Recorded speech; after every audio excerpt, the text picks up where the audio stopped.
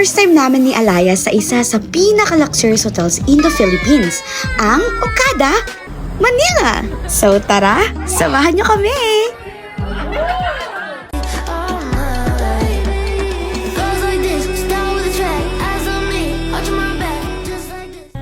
Are you excited, babies? Today is extra special because we're here to celebrate my tita's birthday and spend time with my father's side of the family. English. Pagpasok pa lang namin, grabe, ang ganda na agad ng place. Everything feels so grand and magical. Kaya rumampa na lang kami ni Aya. Tuwang-tuwa ang mga bagets dahil sobrang daming candies at natry na nila ang Randy's Donut. Kabog, diba? Dati yung donut lang namin, yung bintuburan ng sugar.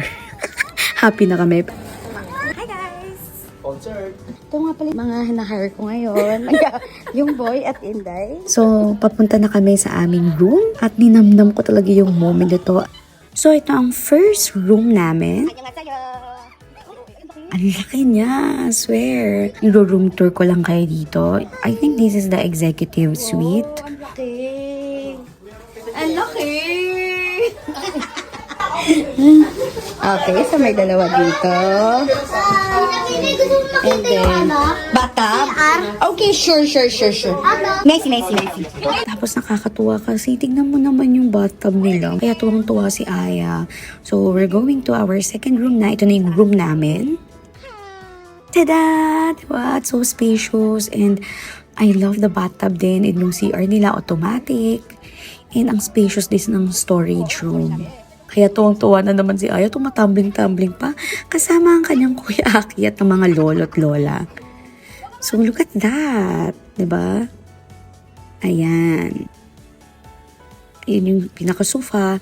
And the other side din, ayan, pwede ka dyang magkape at magpamassage. And the good thing about here is meron silang sterilizer ng dede. Sobrang mom-friendly talaga tong place na to, guys. So, ayan. Di-dinner na kami together with the family.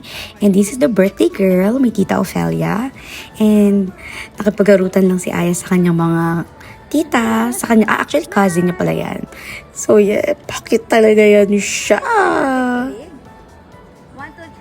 I'm so happy na nakikita ko si Ayang tumatawa, tumatakbo dahil masaya talaga siya sa nararanasan namin. And dito kami kumain sa Quiapo. It's a fusion of Filipino cuisine. And eto na nga ang main event, the pajama party. Ang sarap ng food doon actually.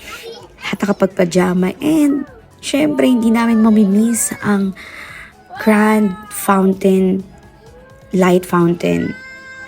Basta ito yung pinakabonggang moment dito sa Okada na mag-i-enjoy talaga ang mga babies.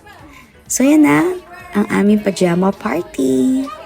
At talaga namang bidang-bida si Kuya Aki dito.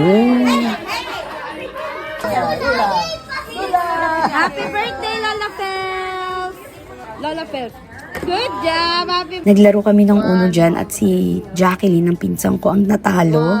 Kaya yan, inuman time. Paano? The next morning,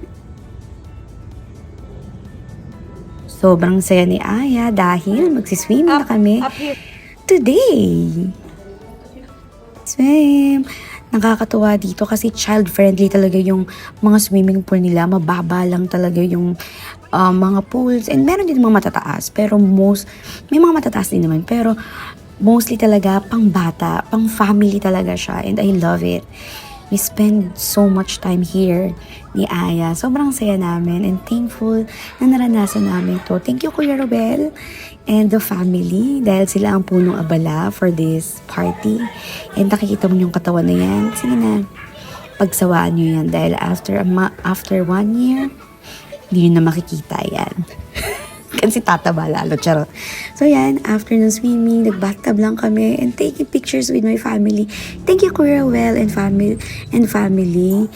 So, to wrap up our day, kumain lang kami sa dampa, sa Clear. Sobrang sarap ng seafood. As in, sobrang sarap. Kaya wala na talagang nagkikibuan dyan. Lafang ng nalafang. Kaya kinanta nila kami ni Kuya Aki na mash up ng tulog na with palagi. syempre, hindi magpapatalo si Mami Ayla. So, dahil sobrang thankful ako guys, napakanta na lang talaga ako ng salamat. Pagyan Constantino as a youngster. So, ito, maraming salamat. Again, Kuya Ruel and family, salamat. Itong kanta na to ay para sa'yo. And thank you, Lord. Thank you for watching, guys. I hope you enjoy my mini vlog. Bye! Love you! Mwah!